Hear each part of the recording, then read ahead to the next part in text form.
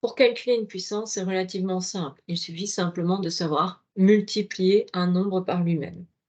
Lorsqu'on a une puissance, comme dans ce cas-ci où la base vaut 2 et l'exposant vaut 5, ça veut dire qu'on va multiplier le nombre 2 5 fois par lui-même. Donc 2 exposant 5, simplement 2 fois 2 fois 2 fois 2 fois 2. Le but, bien entendu, est de ne plus écrire cette étape. Si c'est nécessaire, faites-le. Ça vous permettra peut-être de faire moins d'erreurs. Donc 2 fois 2, 4 fois 2, 8 fois 2, 16 fois 2, 32. Donc 2 exposant 5, c'est tout simplement égal à 32. Là où il va falloir être très attentif, c'est lorsqu'on a des bases qui sont négatives. Là, il faut être tout simplement attentif à l'exposant qui a été donné. Si j'ai un exposant pair et que ma base est négative, quoi qu'il arrive, mon résultat sera lui positif. Pourquoi? Tout simplement parce que le carré agit aussi bien sur le 7 que sur le moins. Ça veut dire qu'on va calculer moins 7 fois moins 7. Lorsque l'on multiplie deux nombres négatifs entre eux, ce nombre, le résultat en tout cas, devient positif.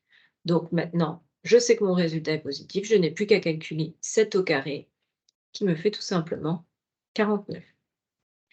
Ici, même démarche, j'ai un exposant impair cette fois, donc c'est-à-dire que je vais multiplier 3 fois un nombre négatif, donc mon résultat sera négatif.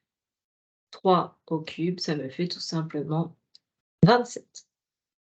Alors, là par contre, où cette règle n'est pas applicable, c'est lorsque je n'ai pas de parenthèse.